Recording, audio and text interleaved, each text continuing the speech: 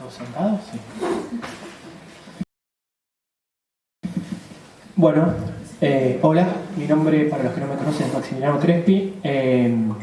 Ante todo quiero decir que es para mí y para todo el grupo que lleva adelante este ciclo de lecturas críticas, que por vía de Elena Donato nuevamente nos tienen una jornada, una escena de lectura maravillosa con Horacio, que bueno, que nos es muy grato, nos da una alegría inmensa tener la oportunidad de releer a Horacio y de conversar con él hoy aquí. Y más aún de releerlo a Horacio comentando a Borges, y más todavía comentando a Borges con la pregunta por los pueblos bárbaros o los incorregibles. Bueno, quiero antes que nada agradecer a las autoridades del Instituto de Investigaciones en Humanidades y Ciencias Sociales, a las autoridades de la Biblioteca de la Facultad, a la Secretaría de Extensión y a la Cátedra de Sociología de la Cultura, con quienes finalmente pudimos coincidir en un único frente y desarrollar esta actividad en conjunto. Quiero agradecer especialmente también a los compañeros Fernando Alfón y Sebastián Hernández, que van a oficiar en cierta medida de oradores de apertura, para lo que luego será una, espero que intensa, conversación con Horacio acerca específicamente del libro. Y finalmente quiero agradecerle a Horacio que haya escrito este libro hermoso que nos puso a pensar y a discutir como grupo, y quiero agradecerle también que haya tenido la gentileza y la generosidad de venirse hasta acá con este frío a conversar con nosotros a propósito de Borges, de los sueños bárbaros, bueno, qué lapso, ¿no? Y de sus políticas de lectura y de encuentro y reconocimiento de los otros. Quiero decir que se haya venido hasta acá a dejarnos aprender con él, sí, con él, gracias a su cautivante pedagogía conjetural, algo más sobre Borges y algo más sobre el propio González, lector de Borges. Quería decir una cosa además. Me contó una vez el Teuco Castilla, no sé si lo conocen, que en una peña en Salta una noche un estudiante de letras le preguntó al padre, al gran Manuel Castilla, por qué escribía, y que el viejo, digamos, con un poco de malicia y quizá un poco machadito también, le respondió que para reencontrarse en las conjeturas. Pero cuando el chico, este joven, le volvió a preguntar qué había descubierto después de tanto tiempo de escribir, Castilla se quedó mudo un rato, y después de un rato, digamos, le respondió que lo único que importa, lo que viene siendo. Quiero decir que a mí la obra de Horacio me parece que tiene un encanto que despunta justamente en esa suerte de solución paradójica que se vive siempre como una desesperante promesa incumplida.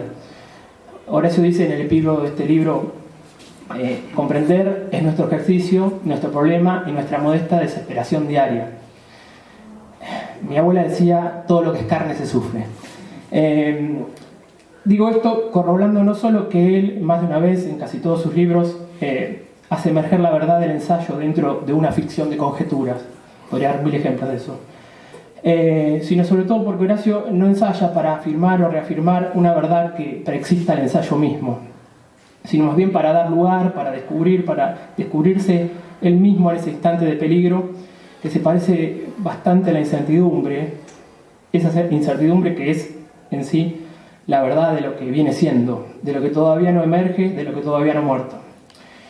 Su ensayo, entonces, creo que milita, digamos, ese tipo de lectura que se suelta de las taras, de los formalismos burocráticos, pero también de las protecciones del discurso académico, y se deja llevar a veces por el impulso de una ocurrencia, de un detalle, de una resonancia, un sentido que vuelve del saco sin fondo de pasado para torcer, si ustedes quieren, la deriva de lo previsto en el ensayo. Y lo hace no por el mero deleite en la insubordinación frente a los protocolos, sino más bien por no ceder a un deseo de hacer de la lectura una experiencia, un pensamiento abierto y franco, que sin embargo nunca deja de hacer pasar por el pliegue de lo escrito la pregunta por las propias condiciones de la escritura. Lo hemos citado miles y miles de veces y lo citaremos todas las que sea necesario, ¿no? no escribir sobre ningún problema si ese escribir no se constituye también en problema.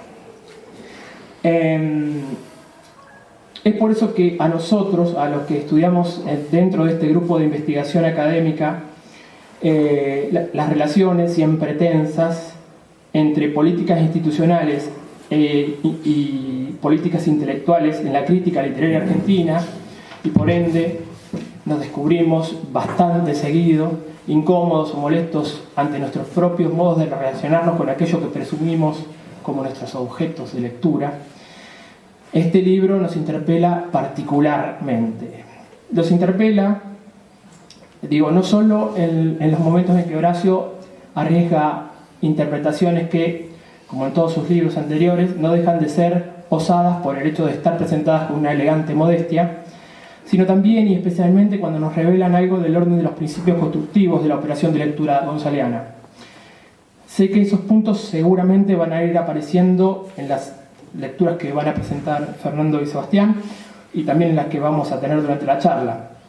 Pero antes de darle la palabra a ellos, quería subrayar uno que creo que hoy se me hace, diría que un índice diferencial ético en estos tiempos de modernización compulsiva en los que vivimos.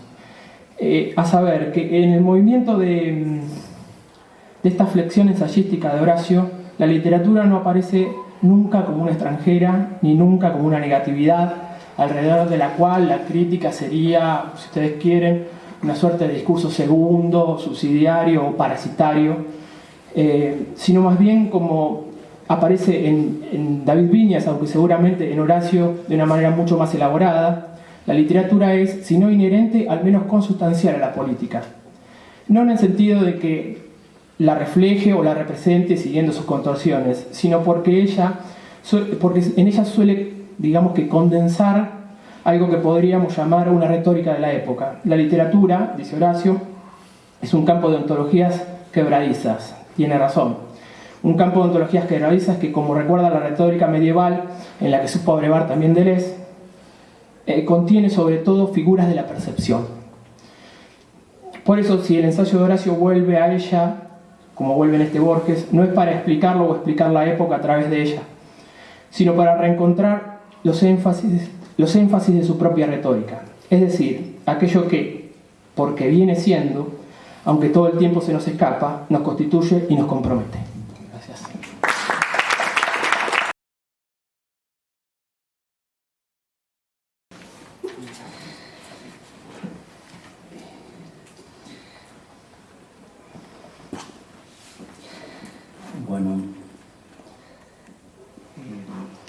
Bueno, los libros de Horacio no tienen tesis, ¿no? Es como que uno ingresa inmediatamente, ya en la primera página brotan las ideas, con lo cual, digamos, postular o intentar postular la idea que rige un libro de Horacio sería un poco, darle la espalda a ese tipo de escritura que trabaja con una matriz compositiva más rizomática, más generadora de sugerencias permanentes, ¿no?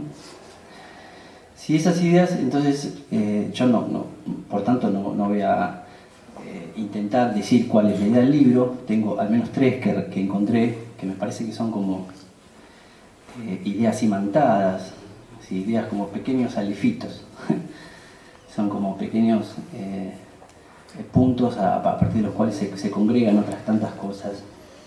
Pero digo, si esas ideas no son mensurables, tampoco son resumibles. Horacio no es una escritura de la comunicación que uno puede decir, bueno, hay ahí que se la puede llegar a traducir y decir, bueno, se plantea en este libro las siguientes tesis. Porque rápidamente el libro, la forma que tiene Horacio de escribir es más zigzagueante, más enjabonada en ese sentido. Pero se pueden nombrar las ideas, algunas, se pueden nombrar muchas ideas que están en el libro. No sé si se pueden refutar, porque si fueran solo ideas o solo proposiciones, uno podría decir que... Pero como estamos claramente en presencia de una escritura artística, Es casi como pretender refutar un cuadro, digamos, ¿no? Es una escritura que no se presenta tan fácil a la refutación porque no tiene el énfasis dogmático. Y por tanto, refutar una idea de Horacio, el propio Horacio lo podría hacer y lo hace a menudo en la página siguiente, cuando lo que afirma con cierto énfasis, después con otro énfasis también lo atenúa, digamos. Es un movimiento que yo encuentro en el modo que me gusta leerlo lo que escribe Horacio. Bueno, 3 ideas encontré que me parecen que son ideas muy sugestivas. Una de ellas es muy dramática, que es la lectura que hace sobre Duchess Requiem. Pero bueno, vamos a ver. La primera que aparece es la idea de postular a Borges como un escritor de las orillas, o sea, pensar el concepto de las orillas, que es una idea que que nosotros tomamos o que uno la puede deducir de Borges a partir de la conferencia del escritor argentino y la tradición. Esa idea, que es un poco resumida de manera brutal, es la presunción de que pensar de manera descentrada tiene ciertas ventajas, digamos, hay cierta potencia en el hecho de pensar no desde un centro sino desde la periferia. Es una idea que está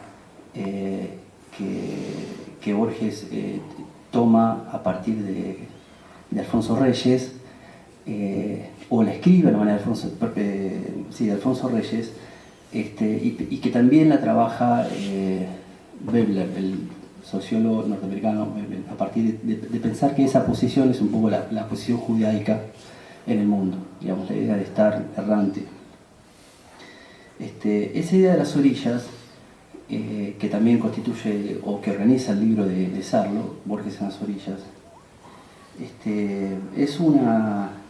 es quizás la primera idea fuerte que aparece en el libro. Ya aparece en el prólogo, en la introducción.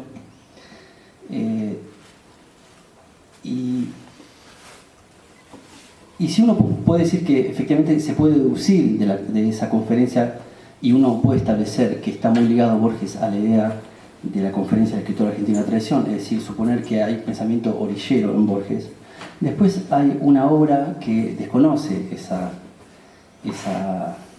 esa lectura. Porque si uno piensa, por ejemplo, en cuentos como La Lev, o en cuentos como El Jardín de los Senderos, o la idea de la biblioteca total, o la idea de la Lev, lo que encontramos ahí más una idea de pensar en términos de un centro y una periferia, que supone una idea del espacio finito. Lo que encontramos en Borges es más una idea de pensar el espacio y el tiempo de manera infinita. Y con esa trama, pensar, construir los textos y armar una narrativa a partir de esa disposición del espacio. ¿Tiene ciertas consecuencias pensar de esa manera?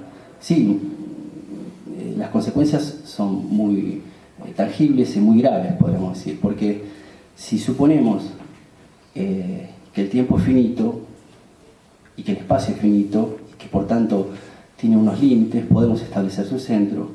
Ahora, si suponemos que el espacio no tiene esos límites, establecer un centro es pretender o decir de alguna manera que el centro está en todas partes, digamos, ¿no? Esto puede tener consecuencias, y de hecho las tuvo. Si uno piensa las consecuencias que este pensamiento tuvo en Nietzsche, tuvo en Blanqui, tuvo en Benjamin, son muy graves.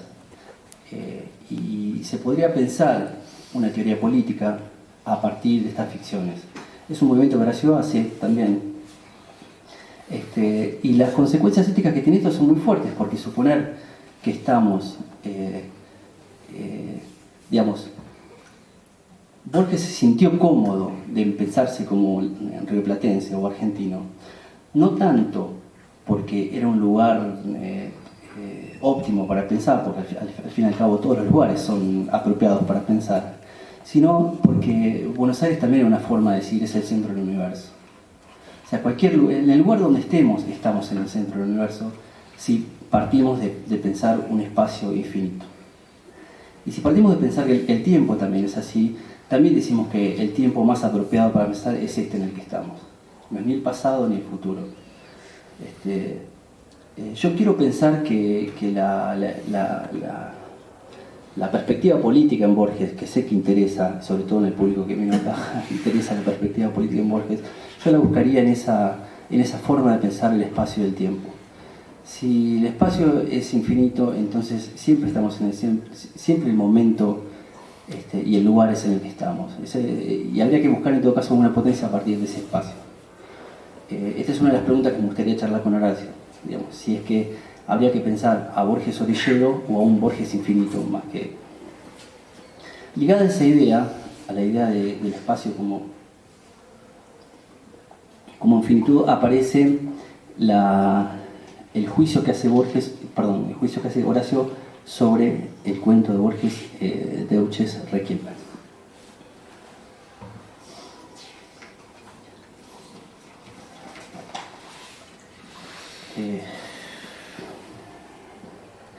Bueno, Deutsches Requiem, un nazi condenado a muerte, que por otro lado siente que no está haciendo, o sea, parecería no padecer esa condena a muerte. Es como que ese personaje, Otto Dietrich Surlinder, percibe, porque está imbuido en una suerte de filosofía en el mundo como lo pensó Schopenhauer, digamos. No importa ahora lo que me pase, en el tiempo infinito lo que me pasa a mí le va a pasar a mi propio verdugo, digamos, ¿no? Es decir, yo soy ahora el derrotado, yo soy ahora el vencido, pero volveré a vencer, porque en definitiva lo que vence siempre es la violencia, si entendemos que lo que rige permanentemente en la historia es esa idea de permanencia, donde lo que permanece es esa fuerza, digamos, ¿no? Entonces, es el alemán que percibe en definitiva que a largo plazo siempre va a triunfar, digamos, ¿no? Bueno, a mí me interesó mucho esas páginas de Horacio sobre ese cuento, porque todo el libro se viene cuidando mucho, Horacio, de diferenciar muy bien el autor, es decir, Borges, de sus protagonistas, de sus narradores. Hay como un celo bastante cuidado de diferenciar. Bueno, en el cuento Deutsches Requiem no. Otto Dietrich Surlinder es Borges, ¿no? Permanentemente, incluso Horacio, además de postular esa tesis que es muy grave, juega también con la propia escritura, suponer que son lo mismo, digamos, ¿no? Por momentos se lo pregunta Horacio, pero por momentos lo afirma. Y tal es así que esa parte del libro, que insisto es la más dramática, y la más, donde Horacio deja de ser zigzagueante para ser más categórico en sus formulaciones, llega a decir que, por tanto, si Otto es Borges, al menos en este cuento Borges fue un nazi. Esa es la consecuencia tremenda de ese texto.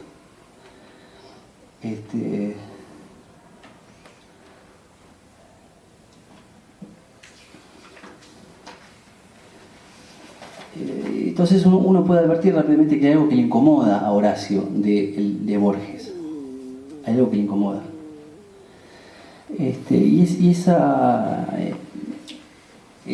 Eso que le incomoda lo podemos ver en la tercera y última idea que tengo, que encontré en el libro, al menos que yo quiero no es la única idea que encontré, pero es la que quería compartir ahora. Que es el juicio que hace Horacio sobre el juicio que hizo Saer, el balance que hizo Saer sobre Borges. El balance de Saer es el Borges como problema. La palabra problema ya es un problema, ¿no? Cuando hablamos de Borges, que justamente... bueno, de manera resumida, de manera sucinta, la posición de Saer es la idea, porque ahí sí podemos sospechar más que la incomodidad de Borges en Saer es más profunda, digamos, ¿no? Entonces, lo que hace Saer es, como quiere condenar a Borges, al hombre, pero quiere salvar de alguna manera su obra o parte de su obra, hay un momento doble. Por momentos, o sea, el primer momento sería pensar a la obra por medio de su autor, o sea, fundir al autor en su obra y sus personajes y explicar muchas de sus obras a partir de la obra del autor, ese es el primer momento. Pero después, justamente, como quiere salvar a uno, salvar esas páginas, pero condenar o decir algo acusatorio sobre Otto, hace falta escindirlo nuevamente, ¿no? Hace falta decir que Otto no es Borges al mismo tiempo, o que algo. Bueno, ese balance también son unas páginas en el libro de Horacio que dejan de ser, que se las puede juzgar muy bien, porque Horacio ahí también se comporta de manera muy celebratoria de ese texto de Sade, porque seguramente es el juicio, esta es una hipótesis, es el juicio que tiene Horacio sobre Borges, el juicio que tiene Sade. Es decir, la necesidad de escindir a Borges, porque hace falta decir que hay un Borges que no nos gusta, que es el Borges que celebró los bombardeos del 55, es el Borges conservador, es el Borges que... Pero tenemos que celebrar esas páginas, porque no podemos decir que no hay valor en esas páginas. Entonces, el texto de Sade un poco se alinea dentro de una larguísima tradición de textos y autores que intentaron atenuar el mito de Borges, ¿no? Atenuar el mito de Borges. Y yo creo que el texto de Horacio, en definitiva, acompaña fuertemente esa tesis. Con lo cual, esas páginas, cuando se encuentre con el libro y encuentren ese balance, podría leerse también como el balance. Por otro lado, es un texto de todo el libro. Me pareció que ese momento que habla de Sade parecería ser un texto escrito no sé en qué momento, si mucho antes o mucho después, porque cambia mucho el estilo. No sé si mis compañeros lo habrán notado, pero justo cuando yo tampoco lo leí el libro un tirón, pero por ahí justo en el momento que leí esa parte noté un estilo bastante... por ejemplo, Sade deja de ser Sade y permanentemente es, por ejemplo, el autor que escribió Nadie, Nunca, Nada, el autor que escribió Cicatrices, todo en 2 páginas, en 3 páginas que dura el ensayo de Horacio sobre Sade. Es el autor de Lo Innombrable, Sade es el autor del Entenado, es el autor de Palo y Hueso, es el autor del Limonero Real. Es decir, sucesivas metonimias como para no decir Sade. Que era un problema estilístico que Horacio parecía haber tenido resuelto, y sin embargo en esas páginas no quiere, no sé por qué razón, nombrar permanentemente a Sade y utiliza esta estrategia. Bueno, eso me dio fue un indicio para mí de ver que el libro no había sido escrito de un tirón, sino que es como reunión burgiana, podríamos decir también, de textos dispersos o escritos en diferentes momentos, con diferentes énfasis, y reunidos en este libro que sin duda es extraordinario. Gracias.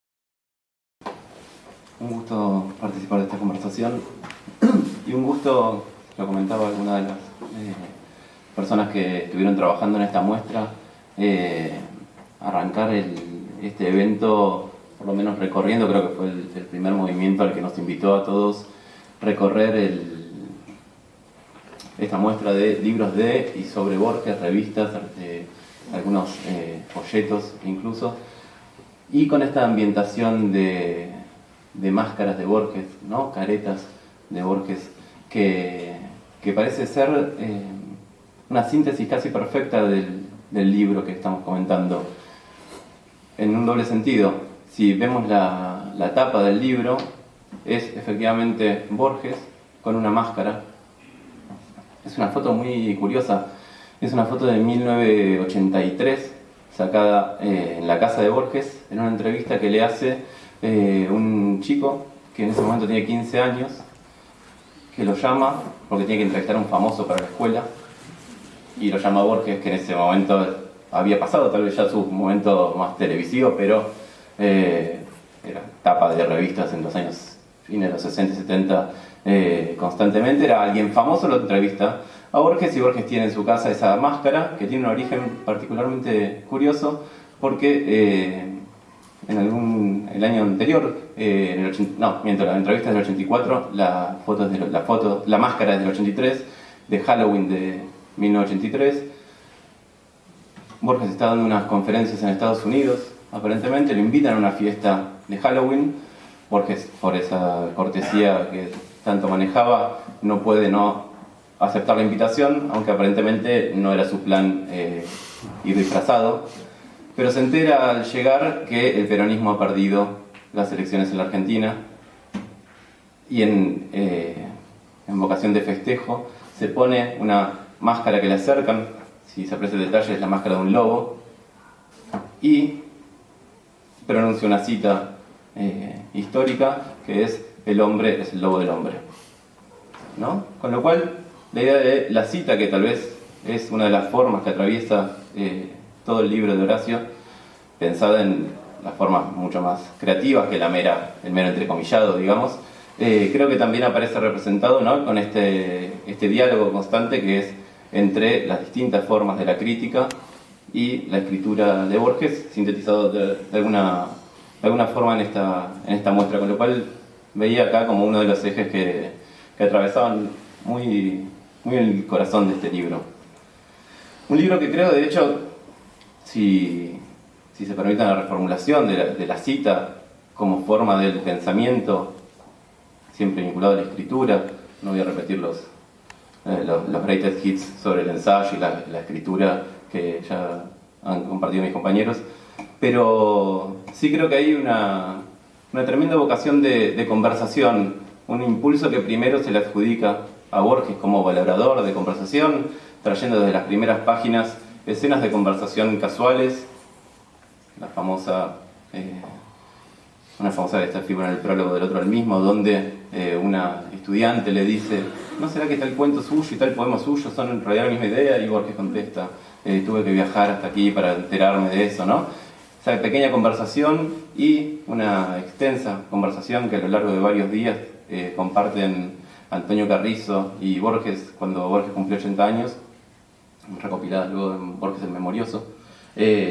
También es una escena de conversación que aparece inmediatamente, creo, como postulando las reglas del juego de lo que el libro va a hacer, que es una extensa conversación a la que se nos permite asistir, y creo que esta conversación es de algún modo como un broche de oro para poder haber asistido a esos diálogos, en los cuales tenemos el privilegio, no creo exagerar al decirlo, de presenciar la conversación de Horacio con esa biblioteca que son los libros de Borges y que son los libros que conversan o que conversaron ya con los libros de Borges y que se han constituido en una suerte de grumo en el cual la cultura atraviesa la historia, la política, en la cual son consustanciales las tres formas de pensar entradas a ese diálogo.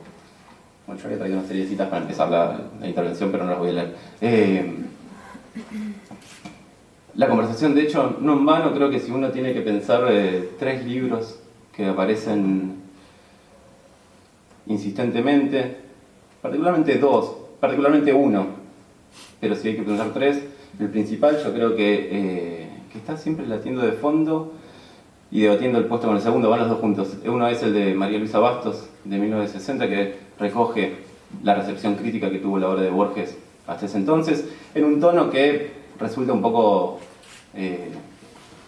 más formal y cronológico que el modo en que lo lee Horacio, creo, pero que se permite leer esas conversaciones que la cultura argentina ha tenido con Borges hasta el año 60.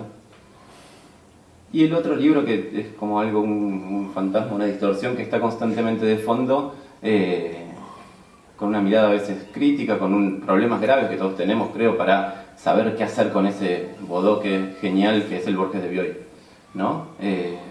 Ya todo el mundo juega con la idea del Borges de Horacio, no sé cómo te sentís con este sintagma, pero el Borges de González se para, creo, con el antecedente del último Borges que tuvimos central en este siglo XXI, creo que es el Borges de Bioy, ¿no? Que es un libro complejo, cuyo estatuto documental es por demás polémico, inasible, pero que ante todo es una conversación con Borges. Con el Borges oral, si se quiere, donde la capacidad de Bioy llega a lo que es tal vez un mejor libro, ¿no? Porque la construcción de esa voz que es Borges en ese texto me parece que es un logro de Bioy Casares, ante todo, logrando post-mortem, luego de sus múltiples historias fantásticas y demás, dejarnos ese legado. Y ese libro, creo que son dos señores muy malos por momentos, dos eruditos por momentos, dos personas en Recoleta, dos gorilas, dos chetos, dos caretas, dos geniales. Uno podría verlos en distintos momentos el libro. Funciona siempre en el libro de Horacio, creo que hay como una suerte de telón de fondo. Hay un momento que es muy interesante, porque si hay cosas que aparecen en el libro de Bioy, me parece pertinente a veces tomarlas, ¿no? Hay un momento que es al principio del libro, el primer capítulo, que dice, tal personaje no figura en el Borges de Bioy, ¿no? Como si fuera una referencia, cuando es un libro, de hecho el de Horacio, que no trabaja y exhibe no trabajar con la minucia informativa del dato concreto, del chequeo. Hay algunos momentos muy simpáticos donde se evidencia, en algún momento se cita un libro, entre paréntesis, 1954, creo, ¿no? Ese tipo de exhibiciones de la cita de memoria, con vocación de verdad, si se quiere, de fidelidad al texto, me parece que ilumina muchas cosas, entre otras, cómo aparece constantemente tenido en cuenta ese texto de Bioy. El tercero es el de Tamayo, estos intelectuales que publican un libro sobre Borges en el 55, uno de los primeros libros dedicados a Borges, donde Horacio rescata ese libro del olvido crítico al que había sido relegado, para encontrar ahí la figura de la cita. Vuelvo a esta imagen como uno de los elementos que ya estaban allí, vinculados a algo que creo que le da un tono al libro de González, no sé si llamarlo melancólico o trágico, o una mezcla extraña de las dos ideas, que es un pensamiento constante sobre la muerte, como una forma, entre otras cosas, de salir de la muerte, del destino, como una forma de salir de estas dicotomías que tal vez atravesaron muchos de los debates, y en ese sentido creo que el constante modo de la conversación que hay en el libro ilumina soterradas, silenciosas y muy poco enfáticas polémicas que tiene el texto. Entre otras, pensaba con los lectores de Borges que desde la izquierda nacional, el nacionalismo popular, gente con las cuales uno puede tener mayor o menor, pero siempre algún tipo de simpatía, pero que a la hora de leer a Borges pareciera tener como una limitación, ¿no? Me parece que Horacio está intentando discutir con eso. Recién hablábamos de Saer, está la cita de Josefina Ludmer como parte de la muestra, ¿no? De cómo salir de Borges, cómo escribir después de Borges como problema, qué hacemos con este problema. Me parece que Horacio tiene una hipótesis, coincido con lo que decía en medio de algunas disidencias, coincido con la idea de que en Horacio, no hay hipótesis y está lleno de ideas. La hipótesis es una forma de entreverar las ideas, a veces de disimular que faltan ideas, pero el libro de Horacio está lleno de ideas y no tan claras hipótesis. Pero me parece que una que uno podría recortar, o una idea fuerza, es Borges es de lo mejor que tenemos. Y Borges es de lo mejor que tenemos porque es en donde nos permite pensar desde hoy qué hacer con la realidad. Lo citaba Maxi en el epílogo, cuál es esta vocación de poder pensarnos. Yo había marcado una cita que me parecía muy curioso, un entreguionado que hace Horacio hablando de la revista Contorno, ¿no? Pero en un momento dice aquí, y ese aquí no remite al aquí de Contorno en los años 50, sino al aquí de ese contexto de escritura que constantemente se repiensa a sí mismo, se considera un problema, etc. Dice aquí, lugar intransferible desde el que estamos pensando este mundo histórico singularizado, que llamamos crisis de la cultura argentina. Creo que ahí se desprendieron una serie de ideas muy importantes. Por un lado, para pensar ese mundo, Borges es tal vez una de las conversaciones más importantes que debemos darnos, ¿no? Borges dice en algún momento dejó la mayor literatura concebible durante un largo ciclo argentino que aún nos abarca, pero dejó asimismo un emblema intelectual que hoy es insatisfactorio. Hay algo que quiere satisfacer González en este libro al leer a Borges. Me parece que en ese sentido es una urgencia para salir de ese debate que opta por dejar o filetear a Borges entre el hombre y el escritor, dicotomía que atraviesa todo el tiempo nuestro lenguaje. Nos es muy difícil no hacerlo, pero creo que es una de las urgencias que tiene el libro, sin dudas. Yo al revés que Fernando no podía parar en cada párrafo de encontrar 5 presentaciones, con lo cual opté por no traer ninguna y ver que había expuesto, ¿no? 2 detalles que quería marcar. Había reparado en eso que llamábamos recién cambio de estilo. A mí me costaba pensarlo como cambio de estilo. No creo que haya ahí una cuestión vinculada a un cambio de estilo porque copiamos 2 papers para sacar un libro juntos, que es lo que nos pasa muchas veces, o que vemos muchas veces como condiciones de la producción intelectual contemporánea. Pero sí me parecía que ese modo de nombrar a Saer, extiendo el comentario que hacía Fernando, dice, nombra como Saer una vez y después sistemáticamente con un elemento que es muy propio del periodismo, y creo yo que en un libro de González incluir un modo de nombrar muy propio del periodismo no puede sino ser una injuria. Lo llama el autor de la pesquisa, siguiente párrafo, el autor de Nadie Nada Nunca, siguiente párrafo, el autor de Cicatrices, siguiente párrafo, el autor de Glosa, siguiente párrafo, el autor de En la Zona, siguiente párrafo, el autor de Lo Imborrable, siguiente párrafo, el autor de Palo y Hueso. Ya se le van terminando los títulos, pero el autor del Limonero Real. Y finalmente creía que no había ahí una injuria, sino no solamente una injuria y menos un cambio de estilo, sino sí un pensamiento profundo sobre desde dónde nos podemos parar para pensar, siendo que escribir es pensar en la sintaxis del viejo Fogwill, pero también aparece esa sintagma casi textualmente acá. Y la última vez que lo nombra a Saer, indirectamente, otra vez no le dice Saer, es en la última línea del capítulo. Después de citarlo, cita de Saer, esos textos mágicos en los que chisporrotearon 1000 momentos luminosos, figuran una y otra vez, en esos textos mágicos figuran una y otra vez la extensión extrema de los conflictos, conscientes o no, que lo asediaban a Borges, y de los que todo texto literario de valor es el resultado.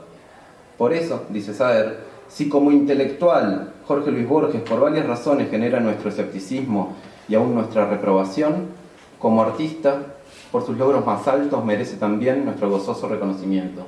Creo que ahí Saer sintetiza este movimiento de fileteado de Borges.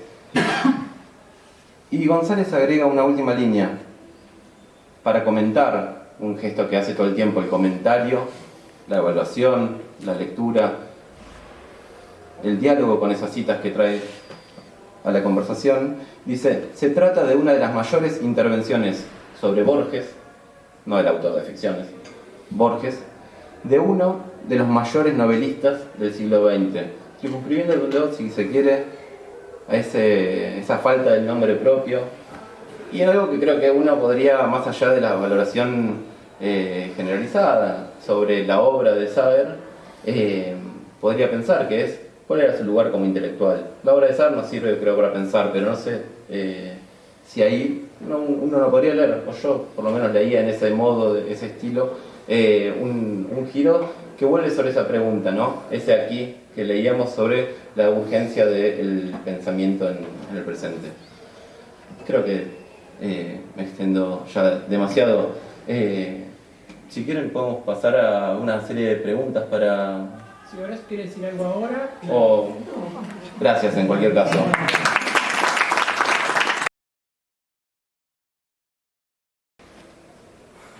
¿Preguntas? ¿Preguntas o orador de clausura te tocaba hacer? No, las preguntas son para vos. Preguntas creo que hay... Si no se sobreentiende que la última vez que hablaré para No, va a son un poco contundentes. Bueno, como temí que llegara este momento, y aunque temer sea o parezca ser una falsedad de mi parte,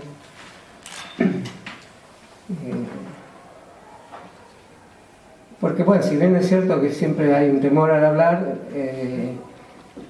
no vine aquí pensando que no lo iba a hacer, así que se me ocurrió una posibilidad, porque uno está, en fin, la unión con Borges, ¿no? Esa unión, suerte de matrimonio que todos tenemos en la lectura. Yo creo que debo ser el más viejo de esta sala y eso no permite ningún atributo en especial que no sea el déficit cronológico.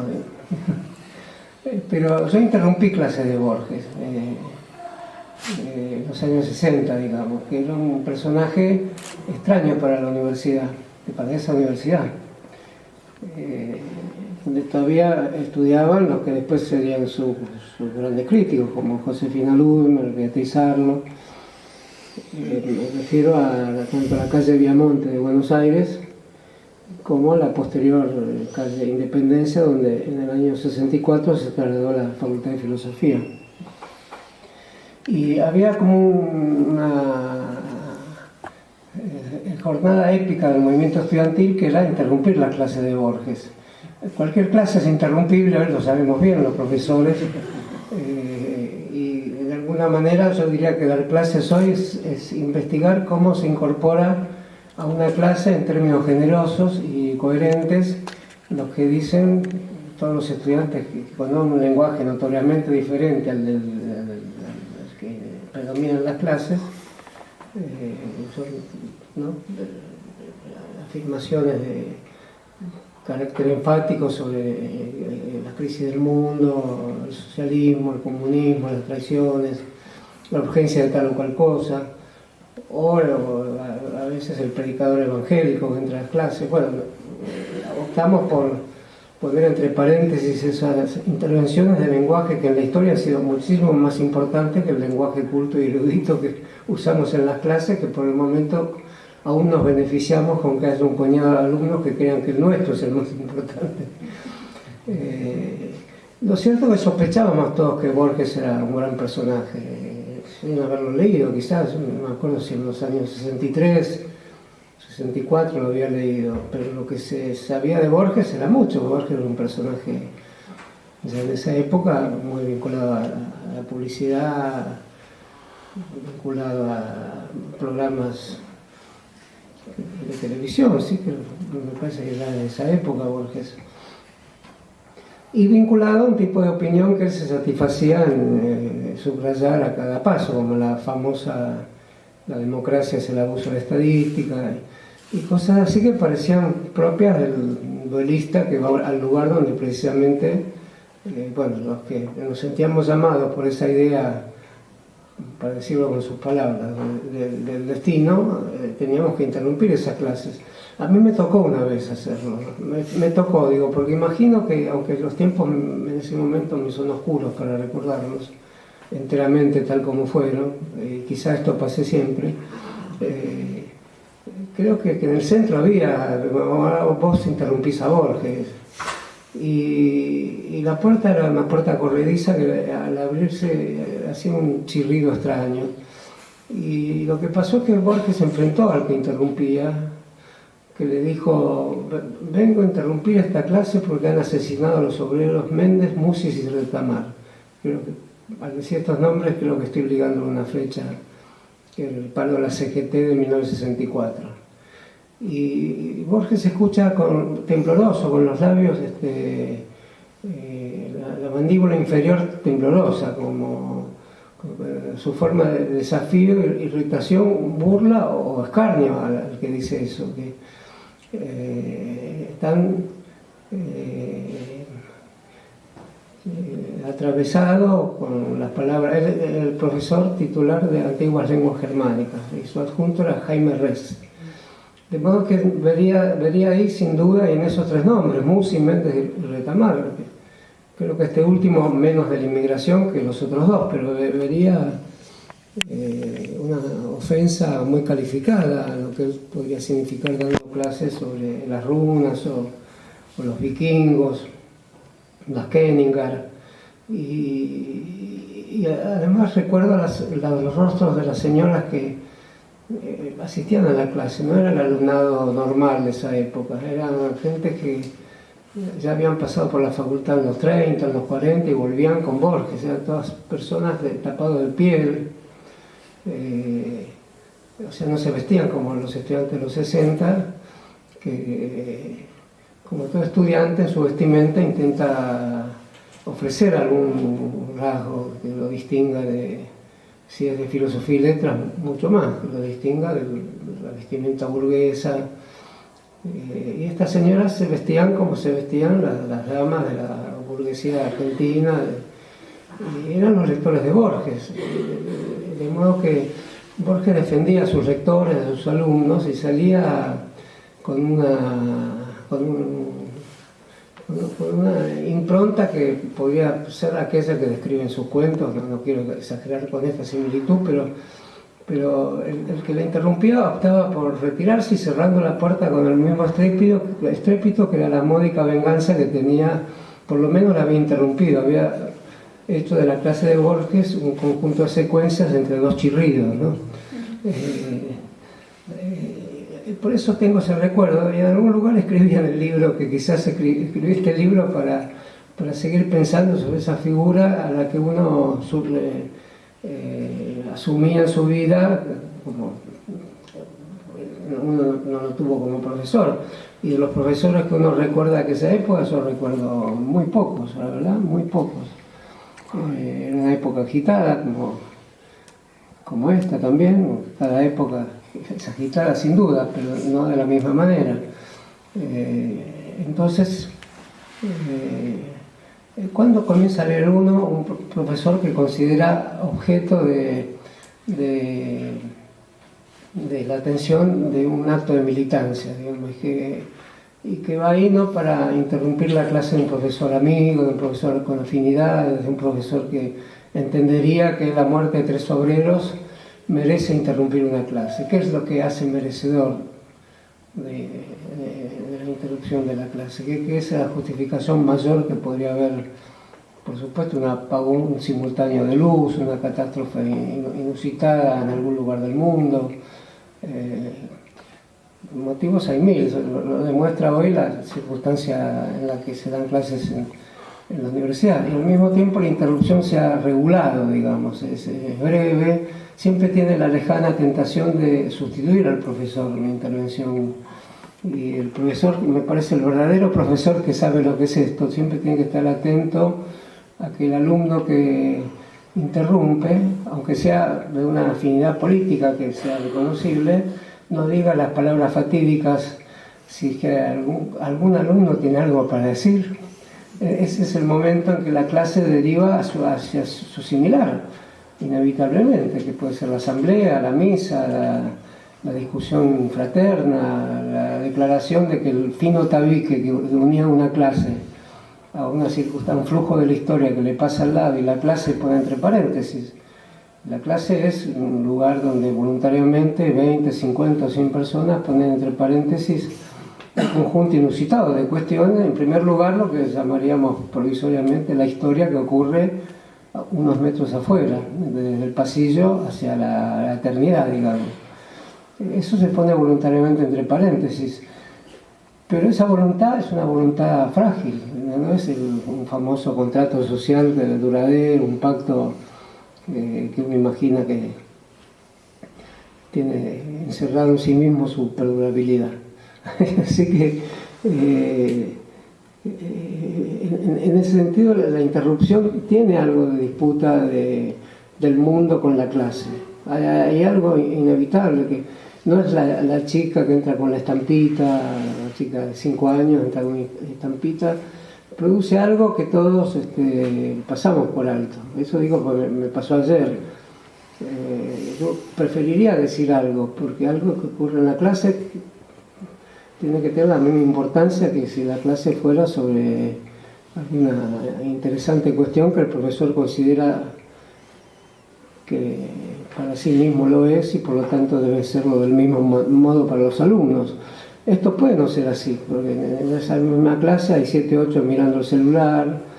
Uno puede ilusionarse diciendo están consultando en Wikipedia el mismo tema del cual estoy hablando, pero es muy probable que no sea así, que sea otra intervención del mundo real en la clase. Entonces la intervención de una niña vestida como uno elocuentemente haría equivalente a la indumentaria de la pobreza en la Argentina, y con además su rostro, su gestualidad, etcétera, que es algo que uno puede hasta asumir que es una larga herencia gestual de la miseria desde la Edad Media hasta los tiempos que imaginemos.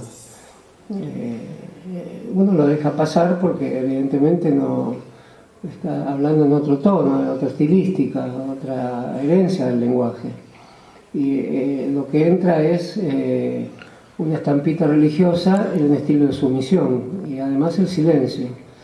Entonces ahí se produce una situación más grave que la interrupción con un chirrido de la clase de Borges, muchísimo más grave, porque era la interrupción de una interrupción bolchevique en un profesor que indagaba los orígenes remotos de una lengua, ante personas que quizás sin las condiciones para comprenderlo enteramente, y me complacería pensar que los futuros lectores de Borges que intentaríamos comprenderlo eran quienes interrumpíamos la clase.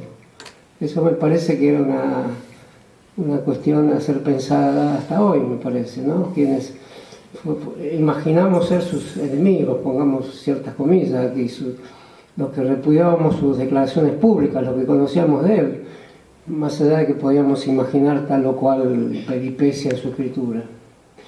Creo que fuimos muchos los que terminamos siendo sus lectores, que intentamos verlo más allá de lo que suponía ser esa clase, a medida que íbamos descubriendo que había una idea de cómo dar clase, qué significaba una clase. Abundan los párrafos de Borges sobre la idea pedagógica, ¿no? La idea de la educación, o la idea de alguien formulando un tema frente al silencio de quienes los escuchan. Creo que son numerosas las veces en que Borges interviene en esa cuestión de la relación esta que se crea, que funda de algún modo nuestra cultura, de la relación del orador, digamos, con un público. ¿Qué respaldo pedagógico tiene eso? Bueno, tiene el respaldo institucional, tiene un juicio valorativo sobre el horizonte que traza una producción cultural, una escritura. Borges afirmó muchas veces que cómo voy a preguntar algo que yo no sé, cómo voy a decir en qué fecha ocurrió tal cosa si yo tampoco lo sé. Ese no saber introduce un manierismo, digamos, porque efectivamente el profesor que continuamente dice eso, y si ese profesor es Borges, uno presupone que está proponiendo una forma de cortesía en la que no es posible creer. Cómo esas erudiciones van a decir de sí mismo algo que lo equivale al verdadero no saber de todos nosotros. Pero son muchas las cuestiones donde Borges parte de un no saber, parte de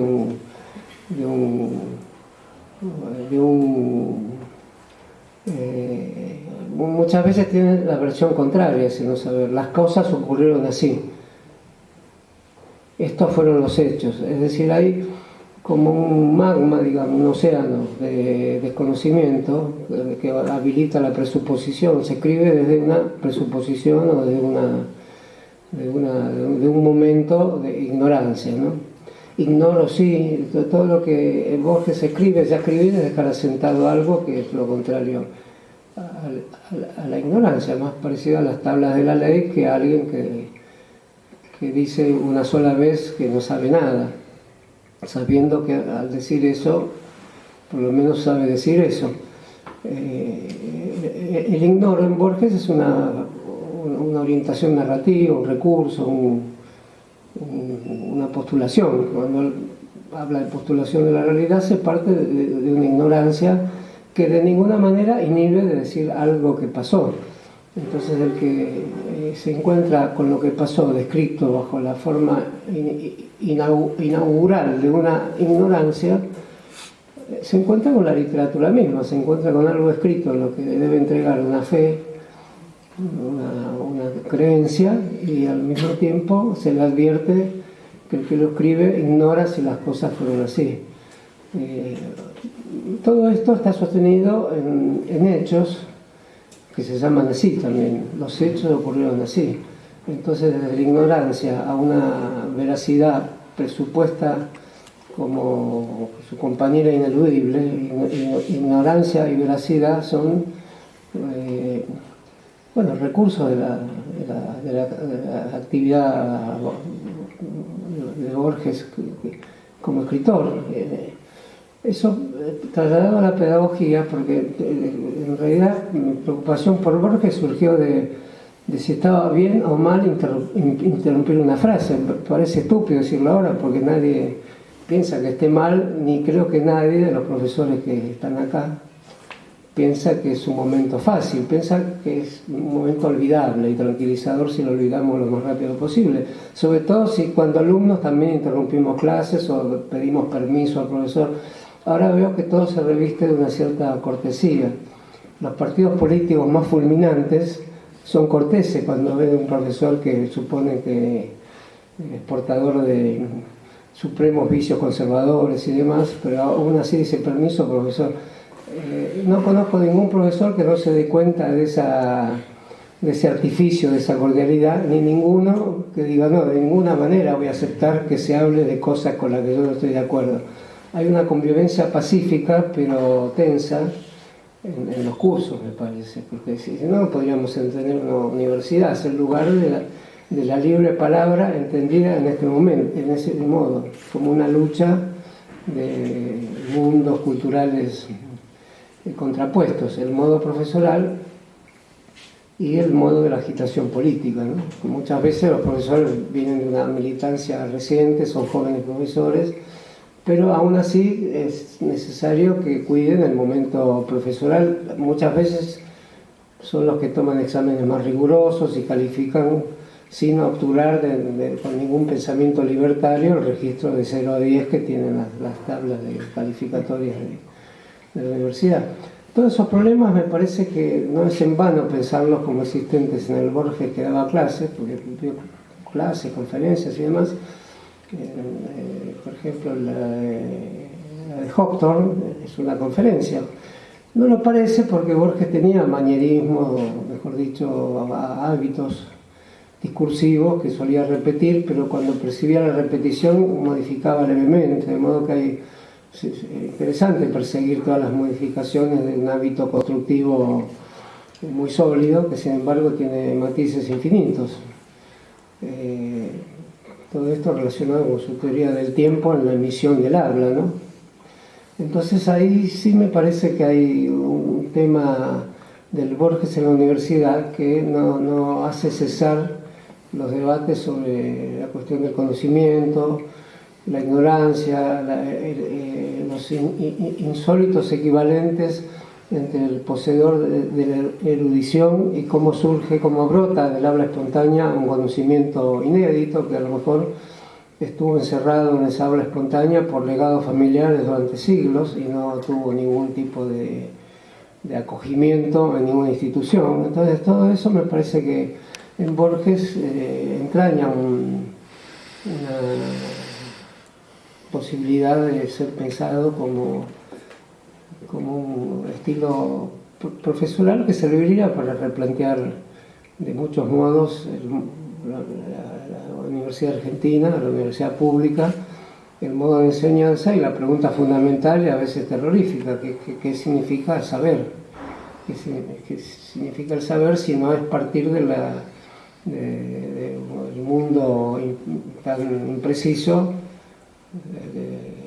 de esa pregunta, ¿no? Si se supone una pregunta, ya todas las cosas que hacemos están sometidas a una pregunta, ya nos vincula más al mundo de Heidegger que al mundo de las ciencias, donde se supone que saber es un establecimiento, un armazón, un conjunto de relaciones que una vez que se establecen solo basta acumular otras porque ya está garantizado el modo de agregación del futuro conocimiento a los que ya existen. Los futuros conocimientos nunca van a amenazar a los que ya existen.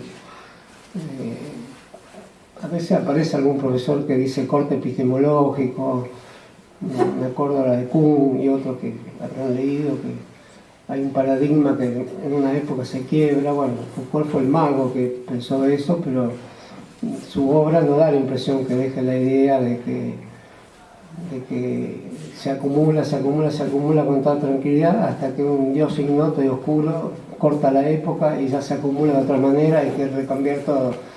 Nunca da esa idea Foucault, ¿no? Uno lo piensa como hablar igual que Clemente de Alejandría o Alain de Lille, algún teólogo medieval. Así que en ese sentido Borges sirve en sus declaraciones y demás, su pose irrisoria, irónica, a veces estúpida, sirve para pensar momentos claves de la historia política argentina, si se quiere, por su embés. Y en eso es para pensar si, estoy hilando libremente recuerdos, ¿no? Si el modo en que actuó Viñas con Borges, ¿no? Cuando veníamos en el coche recordé a Viñas, cuando hace muchos años ganó un concurso, no me acuerdo por qué, iba a dar una materia de historia de la literatura acá, ¿no? Y una clase. Eso lo sé porque yo también daba clase acá y vinimos juntos en el tren, y cuando volvimos en el mismo tren. Y me dijo, viejo, ¿acaso no vuelo más? De una sola clase, pero él había peleado, creo, para ganar un concurso, como la beca Guggenheim, peleó para ganarla, pero no lo acepto, viejo. Entonces esas personas son personas extrañas, muchos los condenan. En un cierto régimen de juicio uno las condena, está arruinando un negocio, está arruinando cosas que si la pediste, como se le dijo a Viñas cuando pidió la beca Guggenheim, arruinó una cosa. Ahora, ¿qué van a pensar los que dan la beca? Que los argentinos son todos chiflados, la piden, y alguien le preguntó, y viejo, se me cruzó Rodolfo Walsh. Bueno, ¿por qué no se te cruzó antes? Hiciste todo un trámite, hay que llenar toda clase de papel, decir que sos una persona responsable, con 20 libros en tu haber. Entonces es un personaje que generaba irritación sobre la base de su inconstancia. Ahora, lo interesante es ver cómo Borges ocupaba continuamente, los que en su último tiempo estuvimos relativamente cerca de él. Borges era un dilema, aún muerto Borges, ¿no? Era un dilema, por eso dije a propósito el revés de la trama, ¿no? Como él tenía ese recurso tan novelístico, digamos, ¿no? Y quizás habría que asemejarlo a lo que en Borges era el modo en que se producía esa reversibilidad. También ignota, nadie sabía cómo una cosa se transformaba en otra, no había una doctrina de las transformaciones conocida. Estaba el otro esperaba la acción de lo que se producía en un momento anterior con identidad propia y no sabía de qué modo, el destino es básicamente incognoscible, como no sabía cuál sería el modo de la reversibilidad. La diferencia en Viñas, más historicista obviamente y más de izquierda, era una apuesta al conocimiento por saber cómo se produce esa transformación de una cosa en otra. En Borges estaba dada la idea de que en el medio no importaba. ¿Por qué Kilpatrick se hizo traidor? No importa, importa el momento de partida y el momento contrario que se suma al de partida, no lo contradice. Entonces me da la impresión de que en esto que estoy diciendo está la idea de que Borges explica mucho más a Viñas, lo menciono porque bueno, a mí es un personaje que me importó mucho, que Viñas a Borges. Entonces esa asimetría tiene su precio, tiene un precio muy grande, primero para quienes supusimos que Borges era tan fácil como que interrumpirle la clase, ahí terminaba el problema. No era así. Después lo que supusimos que había una relación entre literatura y sociedad que también arreglaba el problema más o menos fácil y permitía juzgar benevolentemente a un Karl Kraus o a un Joyce o a un Tomás de Quincey, pero siempre en una especie de espacio social y político donde representarían algo que, sin desmentir la singularidad de su literatura, lo social estaría presente. Bueno, no es así el caso de Borges. Entonces uno puede hacer toda la sociología de la literatura que se quiera, sobre todo con ese enigmático volumen de Bioy, que la verdad que es difícil saber por qué escribió eso Bioy y cuándo lo escribió, además, porque no es posible comer y escribir al mismo tiempo, por lo menos eso. Pueden escribir cosas mientras se come, pero eso que escribió Bioy no. Entonces es un gran invento que al mismo tiempo tiene extrema fidelidad con lo que uno imagina que era la conversación de Borges, porque en otros lugares lo hacía del mismo modo y están muy repetidas observaciones que aparecen igual o cambiadas en otros lugares. Entonces, digamos, el tema viñesco y de Piglia también, de literatura y sociedad, con esa I en el medio que ponen una incerteza, el balance, cómo tiemblan esas dos palabras que la rodean, no está en Borges, pero al mismo tiempo está, de modo que la crítica, y no sé cuál sería la crítica, y debería descubrir en la medida en que si hay algo que podía decirse del Borges de Bioy, es que ocurre en un departamento de la calle de la Avenida Quintana. Como bien decía Sebastián, se puede decir de muchas maneras las cosas que hablan estos dos ahí. Porque hablan de todo lo imaginado, lo conocido y por conocer, y siempre con el modo de la francachela en un caso, o de una incompleta pero alucinante teoría estética en otro caso, ¿no? Que es más bien intervenciones de Borges cuando interviene distraídamente, porque es el caso como de dos canallas distraídos que dicen las cosas más importantes para lo que sería una teoría literaria en muchos casos. En otros casos se dedican a dinamitar el mundo cultural al que pertenecen, con lo cual no hacen más que afirmar la solitaria y extraña situación de los que tenían la evidencia más palpable de que como ellos dos no había ninguno. Pero he aquí que el problema de ellos dos, ¿había alguien que podía predominar?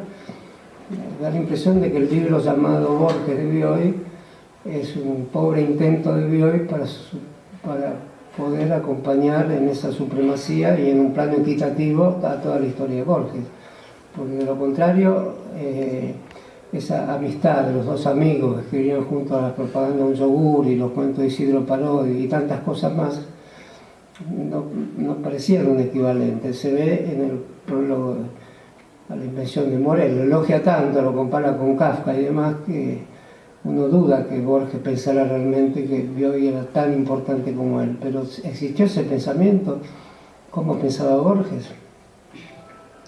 Y una cuestión final respecto a qué modo de relacionarse con la historia pertenece Borges. Es cierto, como decía Fernando, le di mucha importancia al otro de Surlinde, al Deutsches Requiem, porque no sé si en Europa de hoy, en Europa de un sector que ve con horror el resurgimiento del neonazismo, alguien podría escribir en primera persona la vida de un oficial nazi intelectual que lea a Schopenhauer, a Nietzsche, a Spengler, que lea a Walt Whitman, y que además La única redención posible es que si lleva a la muerte un poeta judío, al que había leído además, porque le juzga la poesía de este poeta que cae en sus manos, lo coloca en una zona de su propia alma, una zona detestada, pero evidentemente comparte, no es enteramente su otro, sino es un concepto que Borges tiene muy en cuenta, que es lo parcial, magias parciales, destinos parciales, una forma parcial de su propio yo. Bueno, ese cuento es, pensé, nadie en Europa puede tomar la primera persona, lo desmiente esa novela importante, me parece, un tal Little, Las Benévolas, que es un oficial de la SS, que es un lingüista, ahí, pero muy parecido a un poco, que me parece que copia mucho a Borges. Por ejemplo, la última novela es medio una copia de Deutsche Requiem, El sueño del Celta, la noche en que alguien va a ser fusilado, el carácter del personaje, un militante católico, irlandés, tema fundamental de Borges, Irlanda, de lo que podría ser la crítica a la razón progresista europea, iluminista, ¿no? Los guerrilleros católicos irlandeses, los hijos de Keats, de Yeats, perdón. Entonces ahí me parece que hay algo de atractivo en Borges de esos juegos, de máscaras, llamémoslo. Así como también no siempre es cierto que en su literatura la posición del judío aparezca como en sus declaraciones públicas y en sus muchos textos, algunos de juventud, cuando se lo critica como judío y hace una gran defensa del judaísmo, porque también aparece el judío cuestionable, digamos, Aaron Lowenthal, el profesor Zimmerman, son ventajistas, los personajes vacíos, vacuos, oscuros, por eso de entrada perdonada la vengadora. Entonces también al dejar en zonas inciertas posiciones sobre los grandes momentos históricos-políticos de su época, introducirían el tema Pila y Viñas, que los manejaron de distinta manera los dos, que cómo la sociedad, la historia penetra en la literatura, no diría la sociedad. Lo ponen de otro modo y de algún modo habría que ponerlo. Antes de morir en Ginebra va a verlo a Junger. Eso lo leí en un librito que sacó el chileno Farías, que es un poco hincha pelota porque se dedica a castigar a todos los que fueron nazis, a todos los que a él le parecieron que fueron nazis, a todos los que aún no siéndolo, a él le siguen pareciendo que, y descubriendo papeles, hurgando si Heidegger firmó tal o cual cosa. En gran medida tiene razón y omite todo lo que estuvimos hablando aquí, cómo juzgar una obra. Por eso él la tiene fácil, con buscar documentos comprometedores, pero cualquiera de nosotros no penaríamos nada parecido a ningún nazi, pero alguien nos pediría alguna explicación por algo. Investigó ese encuentro de Borges con Junger, no sé si lo conocen, no me acuerdo, una variación de Borges, creo. Es un artículo también de tono así enérgico, combatiendo en nombre de la humanidad contra los que tienen una especie de desviación en su espíritu hacia... Y Borges va, antes de morir, poco tiempo, y Junger ya tiene 100 años. Y Borges le dice, usted le venía a decir que lo leo desde que tenía, no sé, desde que era joven, en la revista del Ejército, en la revista de los militares, que es tan importante como la revista Sur, sale más o menos de las mismas épocas, y la revista del oficial argentino es anterior, pero más o menos comparte un periodo histórico.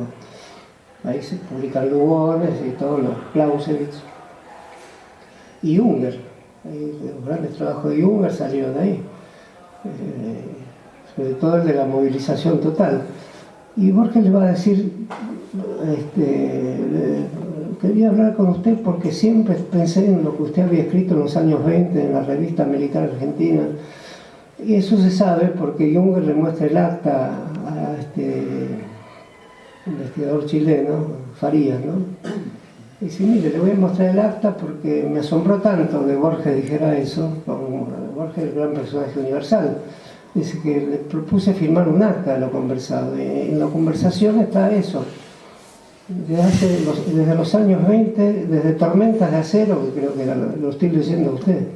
Entonces, Farías saca la conclusión de que Borges es un apologista de la violencia y acto seguido pasa a analizar unos tangos, unas milongas y en general las escenas de violencia de Borges. Ahí como que se desbarranca totalmente, no parece que haya una hilación entre la violencia nazi y El hombre de la esquina rosada, que es una violencia donde hay elementos pre-tecnológicos claramente, además de otras situaciones vinculadas a... En fin, hay aspectos honoríficos que podrían ser parecidos, pero también sería un exceso de interpretación.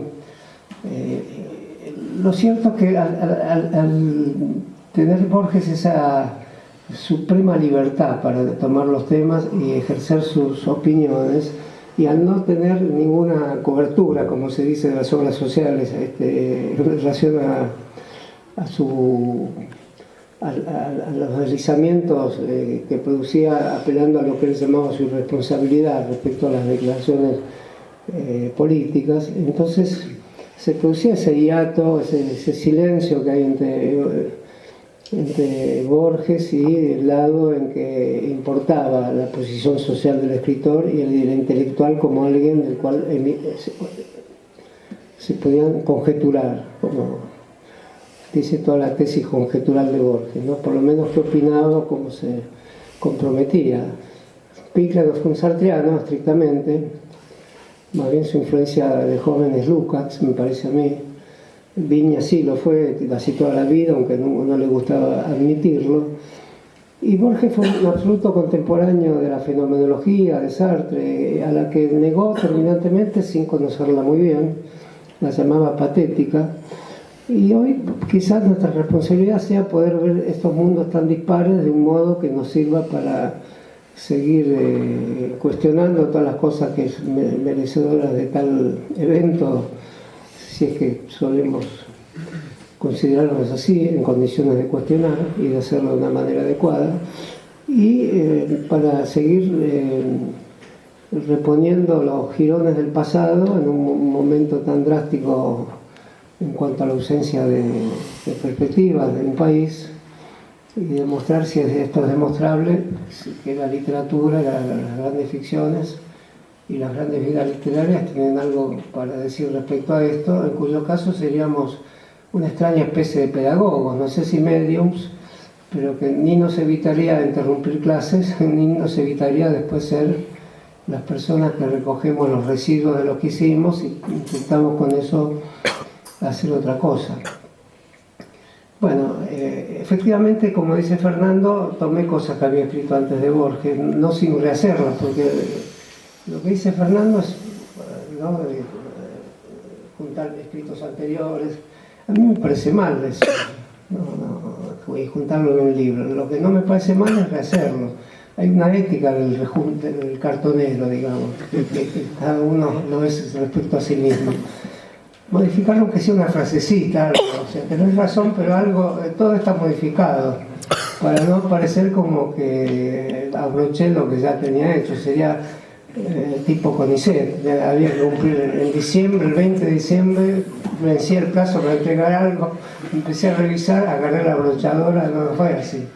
Pero un poco es así, pero es así porque no estamos seguros de no estar buscando un tema que finalmente es nuestra repetición interna.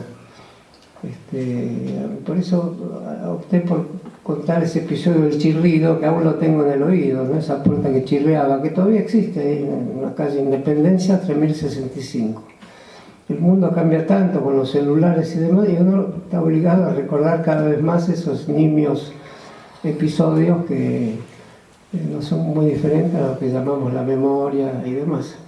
Bueno, disculpen la perorata, pero la verdad que estoy muy, como siempre, no es que esté emocionado ahora, vivo emocionado y fingiendo que estoy emocionado. A veces digo que estoy solo emocionado, pero un poco de fingimiento hay necesariamente, así que haya estado acá Fernando, Sebastián y Maximiliano, junto con Elena también, voy a decir la palabra borgiana por excelencia, no puede ser sino un honor, ¿no? La verdad que estoy muy agradecido. Bueno, muchas gracias a ustedes por estar.